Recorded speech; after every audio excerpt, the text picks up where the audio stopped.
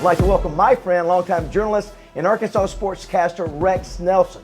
You may recognize Rex from his weekly sports show, Arkansas Scoreboard, on KARN in Little Rock, or his recurring column for the Democrat-Gazette. Rex, thanks for being here today, buddy. David, thanks for having me. It's great to be with you. This is always a special time of the year. You've been covering high school football for a long time, but this time, state championships at War Memorial are always special. Oh, I love state championship weekends. You know, I always set aside those first few weekends in December so I can watch all of the state championship games. It's just been part of my life, my entire life.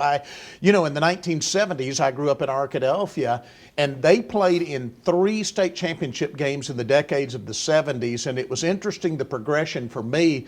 The first one I watched as a kid from the stands, the second one I played in, and the third I did on the radio play-by-play. So that's awesome. It's been a part of my life since I was a young child. And talk about the importance of high school football this season with the pandemic and how important it is in these small communities especially. It's never been more important during the pandemic. I know it's been difficult, but thank goodness we've had this. High school football ties us together. It brings communities together. It is just such an important part of our culture in Arkansas. And David, we've all had to give up so much in 2020. Hats off to the administrators, hats off to the coaches, and hats off to these players for making it somehow work in a year that none of us will ever forget.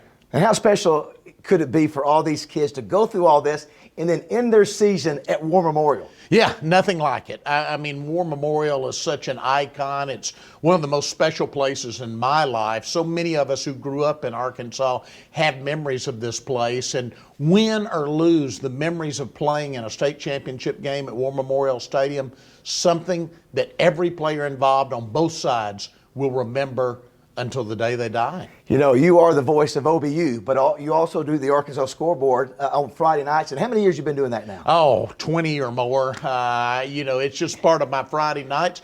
The thing about it is, though, because I'm doing that show every Friday night, I'm in a studio, so I don't actually see that many games. So that's why I always set aside early December to try to actually go to all 6 state championship games, because I'm through with the scoreboard by then and I can actually attend games at that point.